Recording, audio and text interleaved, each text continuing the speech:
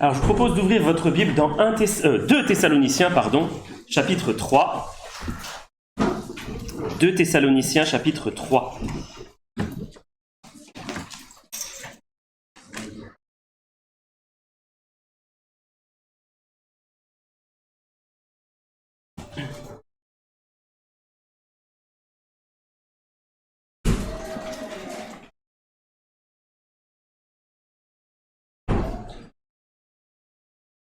Et on va prier.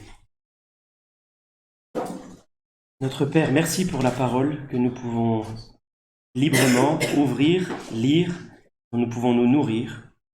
Merci aussi de nous avoir rappelé ta grâce ce matin, dont nous sommes si nécessiteux.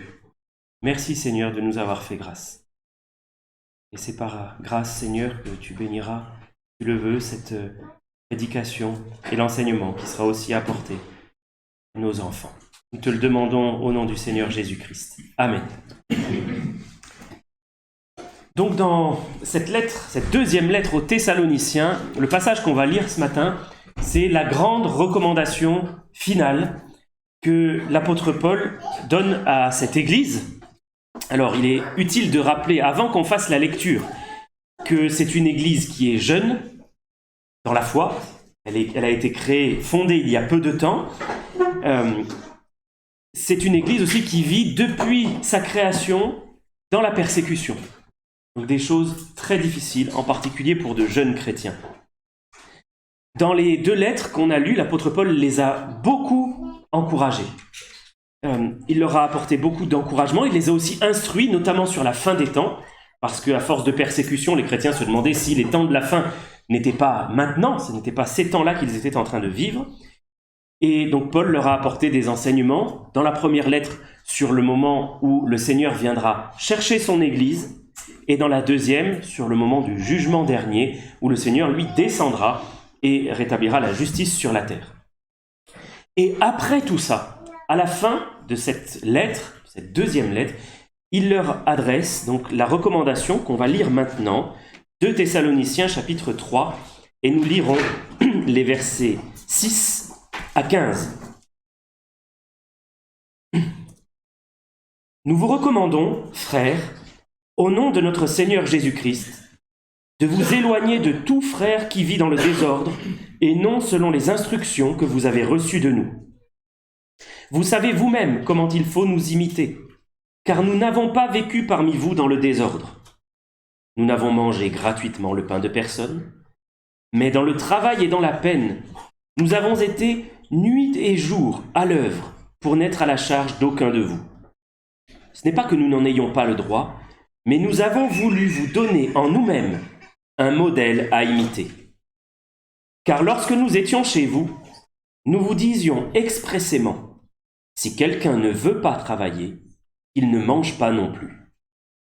Nous apprenons cependant qu'il y en a parmi vous quelques-uns qui vivent dans le désordre, qui ne travaillent pas, mais qui s'occupent de futilités. Nous invitons ces gens-là et nous les exhortons par le Seigneur Jésus-Christ à manger leur propre pain en travaillant paisiblement. Pour vous, frères, ne vous lassez pas de faire le bien. Et si quelqu'un n'obéit pas à ce que nous disons par cette lettre, notez-le et n'ayez point de relation avec lui, afin qu'il éprouve de la honte. Ne le regardez pas comme un ennemi, mais avertissez-le comme un frère. Voilà notre lecture de ce matin. Il y a quelques semaines de cela, j'avais eu l'occasion de prêcher sur la vie simple du chrétien, une vie faite de travail, et notamment sur l'importance du travail dans nos vies, comme marque de témoignage et manière de subsister. Mais ce sur quoi je voudrais attirer notre attention ce matin, c'est la question de la discipline que l'apôtre Paul demande aux chrétiens d'exercer les uns vis-à-vis des autres. Et je l'ai dit déjà 2 fois, ce sont les dernières consignes que l'apôtre Paul donne à cette église. Les toutes dernières consignes. À une église qui souffre, à une église qui est dans la persécution.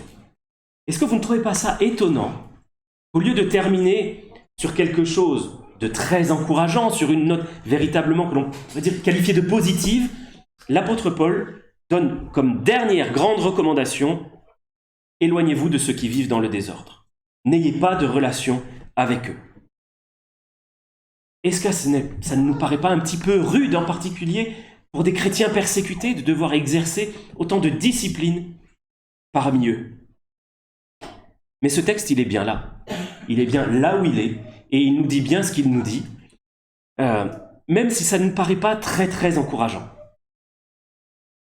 Et c'est vrai que quand on parle de personnes qui désobéissent, de personnes qu'il faut mettre à l'écart, c'est pas du tout réjouissant, ça n'est pas du tout encourageant. On préférerait passer là-dessus assez rapidement, et malheureusement, c'est ce que souvent se passe dans bien des églises, on passe sur la discipline assez rapidement.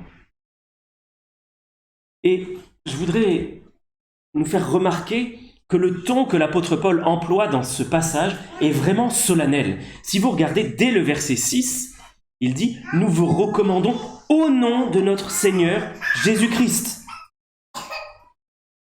Et au verset 12, nous invitons ces gens-là, nous les exhortons par le Seigneur Jésus-Christ. Donc il y a quelque chose de véritablement solennel qui est adressé à ces chrétiens, un encouragement, si l'on peut dire, à exercer une discipline entre eux, parmi eux. C'est véritablement quelque chose de solennel. Et c'est quelque chose qu'il faut faire correctement. Quand on va parler de discipline d'église ce matin, c'est si l'on doit mettre en place la discipline dans l'église, c'est quelque chose qu'il faut faire correctement parce que ça doit être fait au nom du Seigneur Jésus-Christ. Mais il faut le faire. Il faut le faire parce que si on esquive la discipline dans l'Église, eh bien, on esquive une responsabilité que le Seigneur nous a donnée. On ne fait pas ce que le Seigneur nous demande. C'est une responsabilité qui est confiée à chaque chrétien. Dans le contexte, vous savez que j'essaye de toujours rapprocher les choses de leur contexte, il y avait des gens qui vivaient sans travailler au crochet des autres. L'apôtre Paul qualifie cela de désordre. C'est une situation désordonnée que celle-là, une situation qui mérite que les chrétiens exercent la discipline entre eux, qu'ils ne tolèrent pas cela. Et comment doivent-ils faire? Que doivent-ils faire?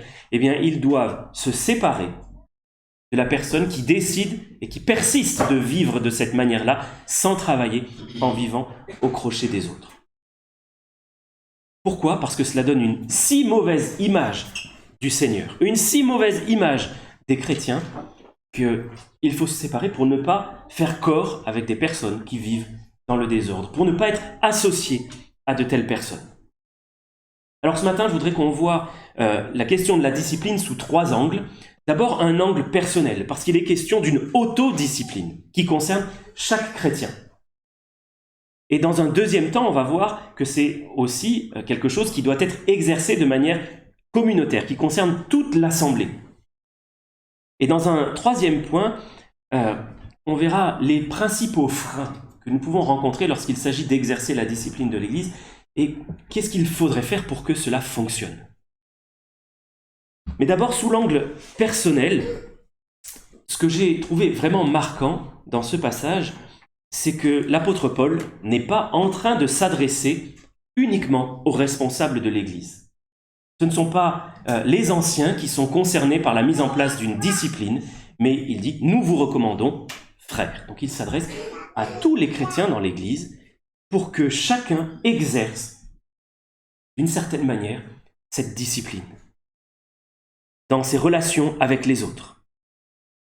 Ça nous montre que chaque chrétien est responsable devant Dieu des fréquentations qu'il a parmi ses frères et sœurs. Ça, c'est quelque chose qui peut nous heurter un petit peu. Je suis responsable des relations que j'entretiens avec mes frères et sœurs et éventuellement de me séparer d'un frère, d'une sœur, qui vivrait d'une manière qui n'est pas conforme aux Écritures. Alors, on va détailler cela dans un instant parce qu'il n'est pas question de le faire sans précaution préalable. La parole de Dieu, ce n'est pas le seul passage, loin s'en faut, de la parole de Dieu qui nous parle de la discipline. mais on va voir comment le faire, mais c'est une responsabilité individuelle que chacun d'entre nous, chacun de ceux qui a reçu le Seigneur, a vis-à-vis des autres. Est-ce que vous voudriez regarder avec moi dans 1 Corinthiens 15, le verset 33 ? 1 Corinthiens 15, le verset 33. Dans le contexte, il y avait dans l'église de Corinthe des gens qui prêchaient d'autres doctrines, notamment au sujet de la résurrection. Des gens qui encourageaient les chrétiens à dire, bon, puisque demain nous allons mourir, puisque la résurrection est déjà arrivée, c'est ce qu'ils disaient, qui est une fausse doctrine, eh bien nous n'avons plus qu'à profiter de la vie, parce que demain nous allons mourir. Et l'apôtre Paul donc, essaye de remettre cette église dans le droit chemin, et il leur dit au verset 33, « Ne vous y trompez pas, les mauvaises compagnies corrompent les bonnes mœurs. » Les mauvaises compagnies corrompent, pourrissent les bonnes habitudes, les bons comportements. Donc avoir de mauvaises compagnies peut nous amener à adopter ces comportements qui ne sont pas conformes aux Écritures. Et notez que ce texte-là qu'on vient de lire dans 1 Corinthiens 15 s'adresse à des chrétiens qui doivent exercer ainsi entre eux cette sainte discipline. Regardons aussi, toujours dans 1 Corinthiens, chapitre 5, les versets 9 à 11. 1 Corinthiens 5, versets 9 à 11. L'apôtre Paul leur avait écrit une lettre précédente qui ne nous est pas parvenue, et il leur dit « Je vous ai écrit dans ma lettre de ne pas avoir de relation avec les débauchés. Non pas d'une manière absolue avec les débauchés de ce monde, ou avec les cupides et les ravisseurs, ou avec les idolâtres. Autrement, il vous faudrait sortir du monde. Maintenant, ce que je vous ai écrit, c'est de ne pas avoir de relation avec quelqu'un qui, se nommant frère, est débauché, ou cupide, ou idolâtre, ou outrageux, ou ivrogne, ou ravisseur, de ne pas même manger avec un tel homme. » Rendons-nous compte du sérieux que l'apôtre Paul nous demande d'avoir dans nos relations les uns avec les autres. Il ne nous dit pas de ne pas avoir de fréquentation dans l'absolu avec les pécheurs, sinon déjà avec nous-mêmes on aurait quelques petits soucis. Mais au sein de la communauté qu'est l'Église, au sein de l'Assemblée, nous devons exercer une sainte et bienveillante, je reviendrai sur l'aspect de la bienveillance tout à l'heure, une bienveillante vigilance les uns avec les autres. Et si quelqu'un se nomme frère, eh bien il doit avoir le comportement d'un frère. Parce qu'avant d'être notre frère, s'il se nomme frère, il est frère du Seigneur Jésus-Christ.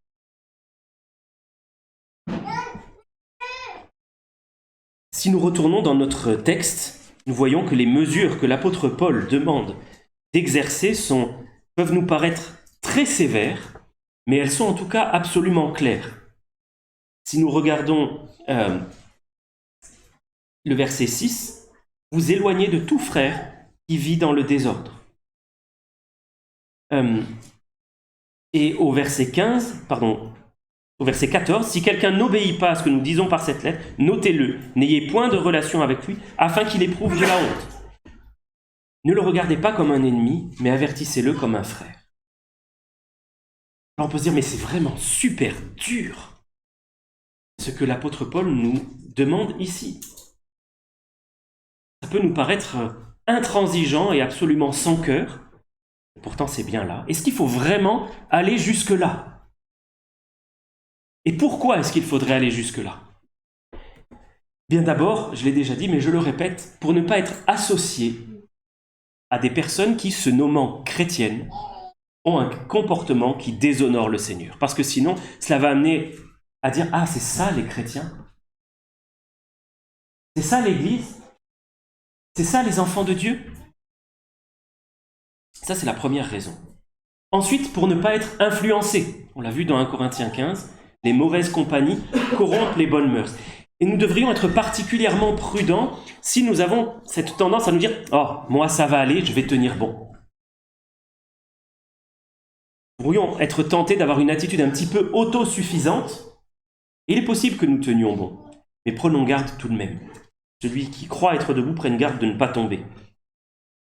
Et la troisième raison pour laquelle il nous faut aller jusque-là, c'est par amour. Par amour pour le frère ou la sœur qui vit dans le désordre. C'est de l'amour, ça? Bien oui, c'est de l'amour. Parce que l'amour dans lequel il n'y a pas de vérité n'est plus de l'amour. C'est une chose molle et dégoulinante. L'amour va de pair avec la vérité. Regardez au verset 15, il est bien écrit « Ne le regardez pas comme un ennemi, mais avertissez-le comme un frère ». De tels processus de discipline doivent se faire dans une atmosphère bienveillante, familiale, avec les liens qui unissent une famille. Et souvent, l'objection que l'on peut rencontrer lorsqu'il est question de discipline, c'est « Ah, mais ça manque d'amour ». Le Seigneur nous a dit d'aimer notre prochain, et si je me sépare de lui, ben je ne l'aime pas. Et pourtant, c'est le commandement que la parole de Dieu nous donne envers ceux de nos frères et sœurs qui persistent à vivre dans le désordre. Et c'est une bénédiction que l'on apporte à un frère ou à une sœur que de le reprendre avec amour. Bien avec amour. Le reprendre. Lui exposer son péché d'une manière délicate, avec précaution, pour le faire grandir. C'est ce que le Seigneur a fait. Il a rarement mâché ses mots, le Seigneur, lorsqu'il s'agissait de dénoncer le péché. Regardons ensemble, s'il vous plaît, Hébreux chapitre 10, versets 24 et 25. Pour nous rappeler encore que c'est une attitude dont chacun de nous est responsable d'adopter.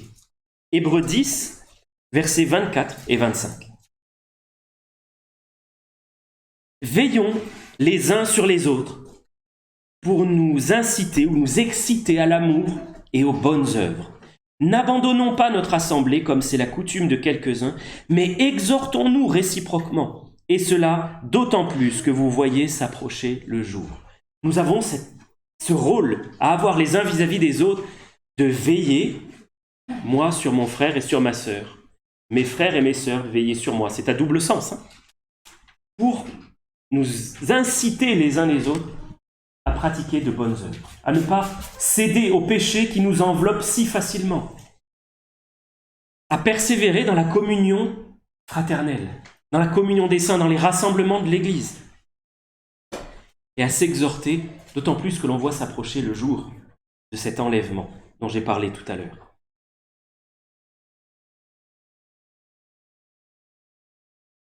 Et il y a un moment, parce que là on commence à aborder la question de l'assemblée, il y a un moment où la discipline peut prendre une dimension plus globale et concerner toute l'Église. Non pas seulement mes relations avec un frère ou avec une sœur, de l'un à l'autre, mais où le cercle va s'élargir.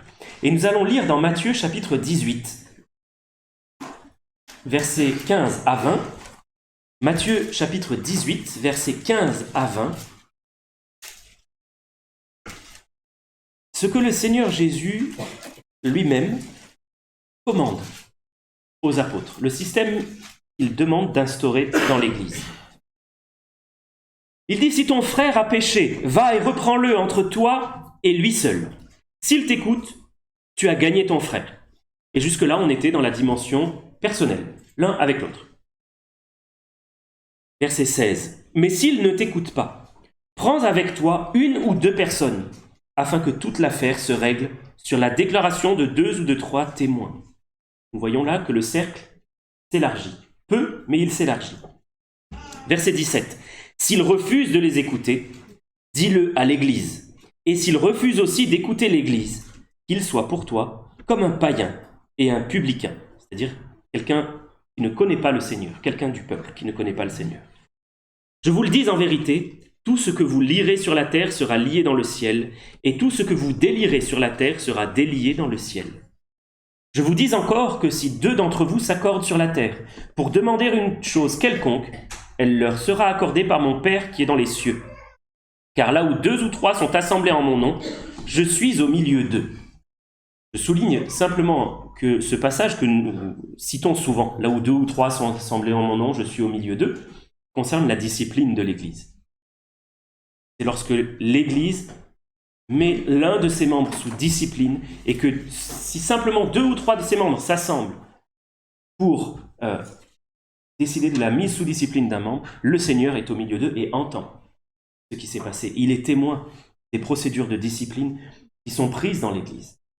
Alors, de cet assez long passage, je voudrais souligner déjà, à nouveau, que c'est le Seigneur Jésus lui-même qui nous donne ces instructions.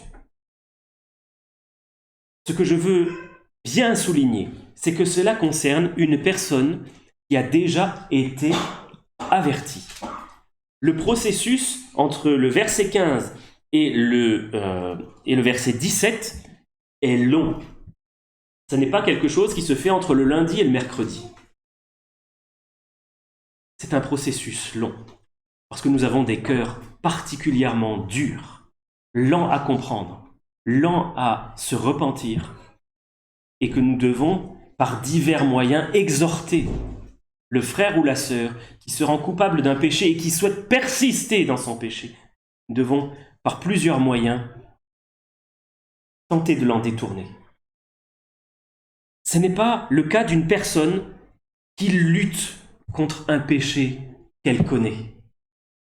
Nous pouvons être nombreux à lutter contre des péchés tenaces, être tout à fait au courant que nous sommes dans une situation que le Seigneur désapprouve, mais nous luttons. Ce n'est pas ce cas-là qui est développé ici, c'est le cas d'une personne qui ne se repent pas d'une personne qui lutte. Notez aussi qu'il est question de régler l'affaire sur la déclaration de 2 ou de 3 témoins. Ça, c'est une citation de l'Ancien Testament, du Deutéronome, chapitre 19, verset 15, où il est dit de prendre beaucoup de soin dans toutes les affaires de justice, dans toutes les affaires de discipline, que ça concerne le civil, lorsqu'Israël devait appliquer la loi de l'Ancien Testament parmi le peuple, ou lorsqu'il s'agit de la discipline de l'Église, nous devons être très précautionneux. Regardons Deutéronome 17, verset 4. Deutéronome, chapitre 17, verset 4.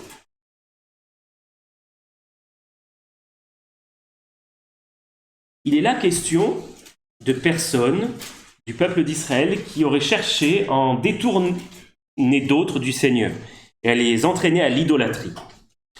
Et le Seigneur dit: dès que tu en auras connaissance, dès que tu l'auras appris, tu feras avec soin des recherches. La chose est-elle vraie? Le fait est-il établi? Cette abomination a-t-elle été commise en Israël? Alors tu feras venir à tes portes l'homme ou la femme qui sera coupable de cette mauvaise action, et tu le lapideras ou puniras de mort cet homme ou cette femme. Il est question là de faire une enquête avec soin, nous dit la parole. Ce qui prend nécessairement du temps. Prendre le temps de poser des questions, de chercher à comprendre la personne. Il ne s'agit pas là d'excuser le péché, mais de chercher à la comprendre profondément et de lui venir en aide pour dénouer les liens du péché qui ont enlacé son cœur. N'oublions pas que ça doit se faire au nom du Seigneur Jésus-Christ. C'est quelque chose de vraiment solennel qui doit se faire au nom de celui qui nous a rachetés. Pas n'importe comment et avec beaucoup de précautions. Dans le texte de Matthieu, il est aussi question de recourir à d'autres personnes. Une fois qu'on a passé le stade du 1 à 1 et qu'on voit que la personne persiste dans son endurcissement, il est question de faire appel à d'autres personnes. Soyons sages. Faisons appel à des personnes expérimentées dans le Seigneur, qui sont reconnues pour cela. J'aurais tendance à dire qu'il devrait s'agir des responsables de l'Église. Et si, après avoir été exposé auprès des responsables de l'Église, la personne ne se détourne toujours pas de son péché, alors là, les responsables de l'Église devraient le communiquer à l'assemblée entière.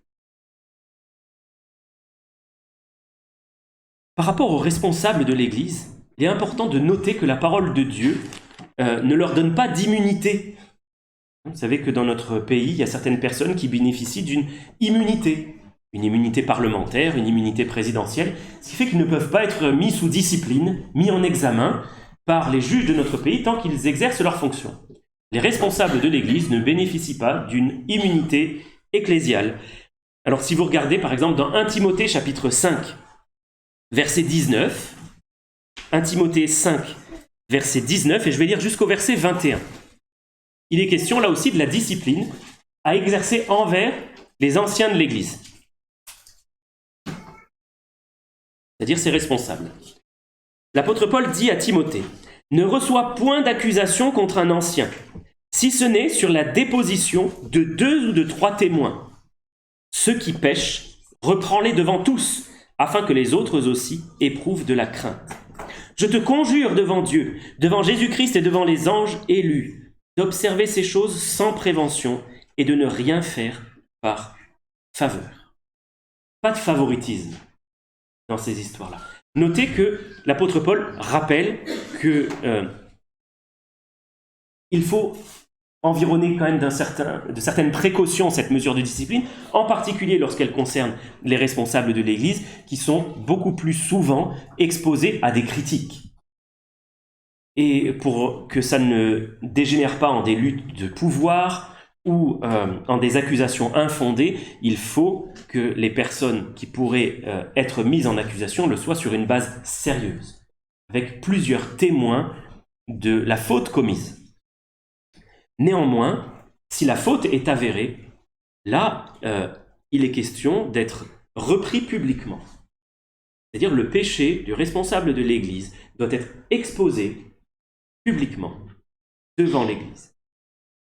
Notez là encore avec quelle solennité la parole de Dieu nous dit d'appliquer ces choses-là. Il est écrit « Je te conjure devant Dieu, devant Jésus-Christ et devant les anges élus, d'observer ces choses sans prévention et de ne rien faire par faveur. » Donc on le voit, que ce soit là dans 1 Timothée ou dans Matthieu, la discipline de l'Église peut aller jusqu'à exposer publiquement le péché d'un frère ou d'une sœur qui refuse de s'en repentir ou qui refuse de s'en repentir. Alors ce qu'on peut voir, c'est que notre ego n'est pas du tout préservé dans ce processus-là.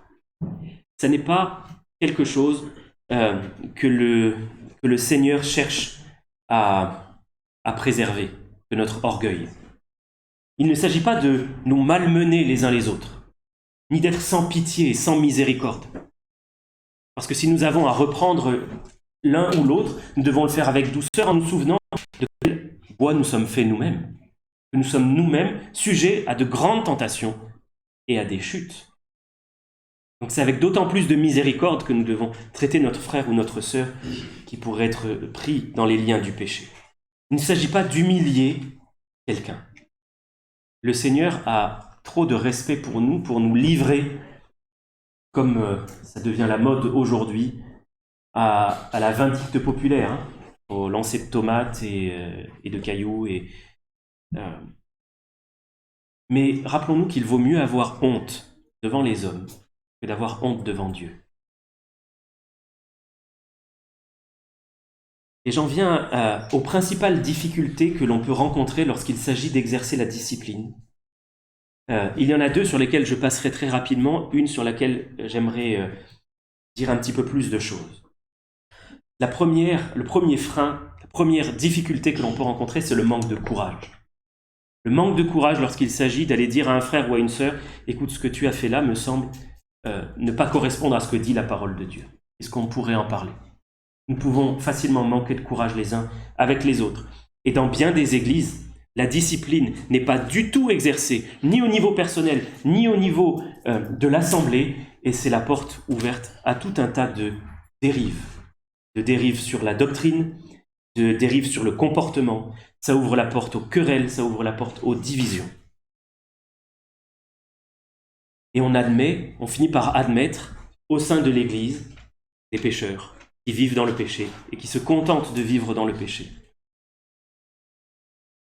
La deuxième difficulté que nous rencontrons lorsqu'il s'agit d'exercer la discipline, c'est de trouver l'équilibre. Ne pas être trop dur, ne pas être laxiste. Et là, je n'ai pas de recette. Chaque décision doit être prise au cas par cas, dans la prière, dans une prière fervente. Recherchons le Seigneur lorsque nous serons, le Seigneur nous y amène à vivre de telles choses, mais prions et agissons. Et la difficulté principale sur laquelle je voudrais m'attarder, c'est l'orgueil. L'orgueil est, à mon sens, ce qui amène le plus souvent les procédures de discipline à échouer. Parce que, par orgueil, la personne qui pêche et qui reçoit un reproche agit très souvent. Ce n'est pas dans 100% des cas, heureusement, mais très souvent, va agir par orgueil, se braquer, décider de quitter l'Église, nier son péché ou décréter qu'il n'y a pas d'amour dans cette Église puisque l'on a dénoncé son péché.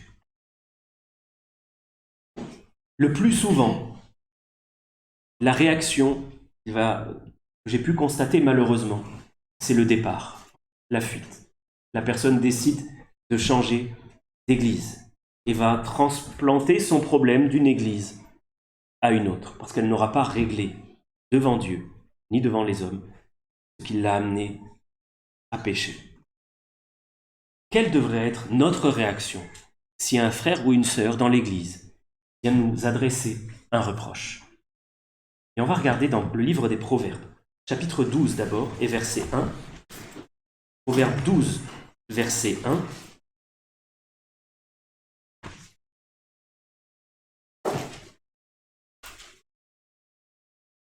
Il est écrit que celui qui aime la correction aime la science ou la sagesse.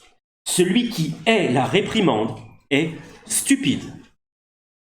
Nous devrions désirer être repris, que l'on mette sous nos yeux notre péché. Mais celui qui refuse d'être repris, c'est qu'il ne veut pas marcher dans la vérité, il ne veut pas marcher dans la sainteté. Celui qui déteste qu'on lui fasse un reproche, quelle sincérité a-t-il devant le Seigneur? A-t-il véritablement envie de marcher droit? Alors, soyons honnêtes, ça ne fait plaisir à personne de recevoir un reproche. Et il y a certainement une manière de bien le faire. Néanmoins, si nous cherchons véritablement à grandir et à progresser dans le Seigneur, eh bien, acceptons la réprimande lorsqu'elle nous est faite. Et si nous tournons la page et que nous regardons chapitre 15 et verset 12,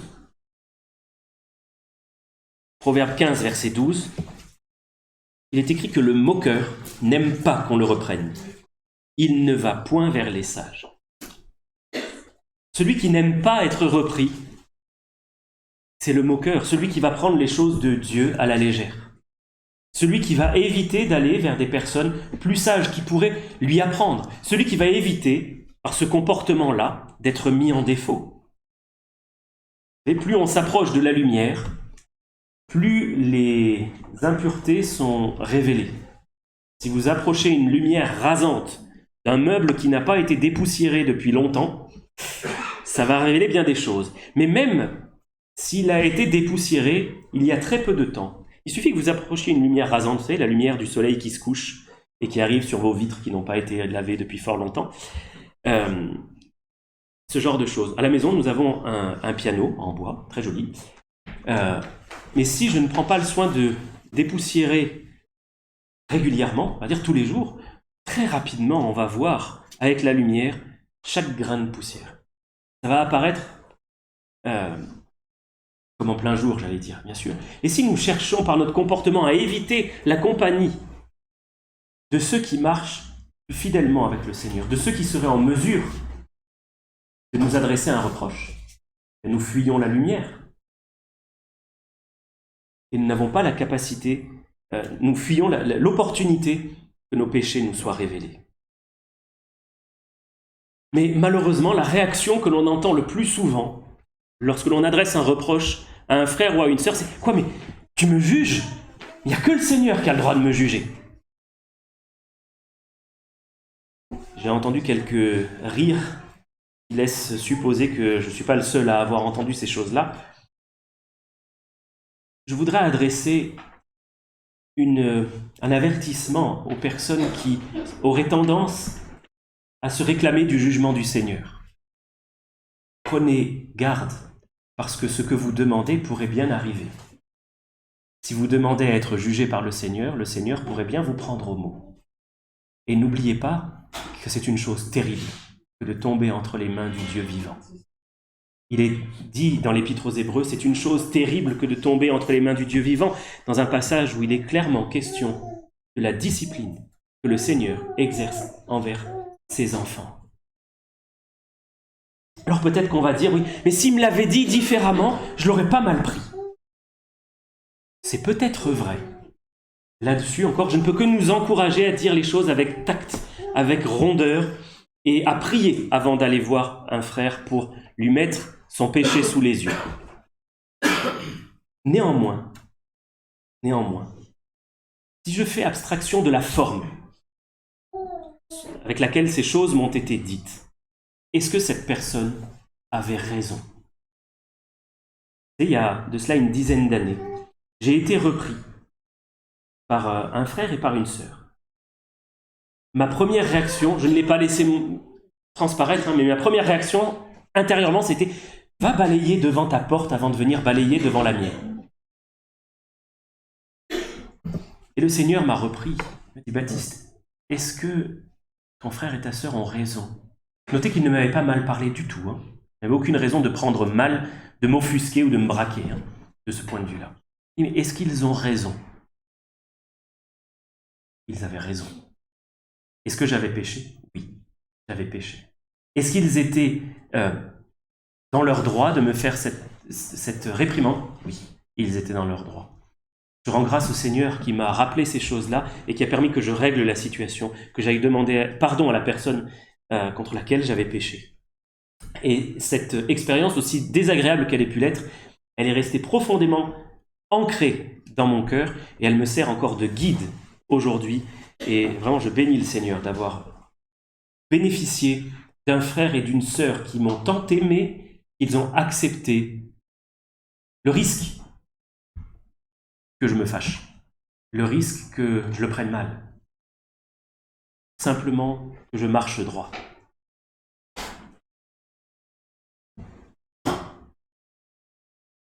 Je veux terminer en soulignant ce que nous avons lu dans Matthieu 18 tout à l'heure, le verset 17. Matthieu 18, verset 17, je vous le relis. Il est écrit que s'il refuse d'écouter les 2 ou 3 témoins, dis-le à l'Église.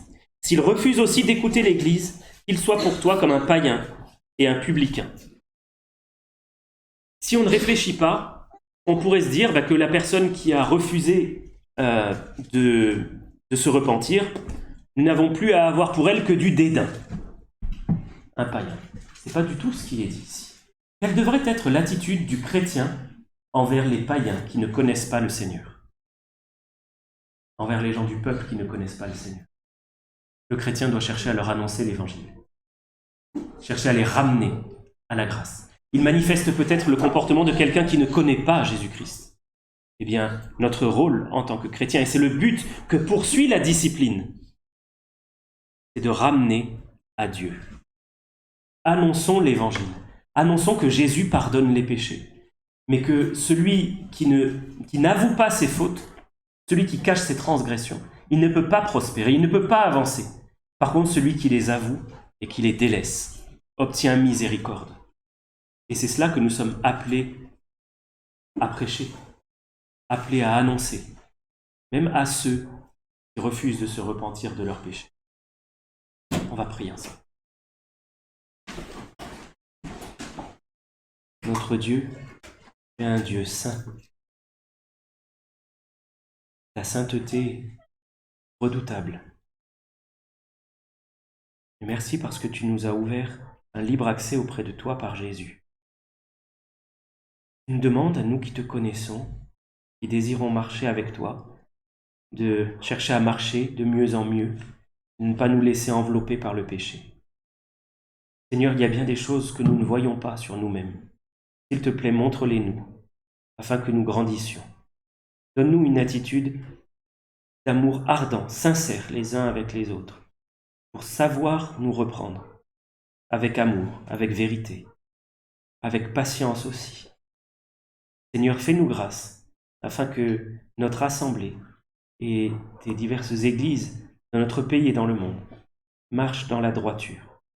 Pardonne-nous, Seigneur, nos nombreuses offenses, et dispose nos cœurs à marcher dans la vérité et dans la lumière, comme tu nous le demandes.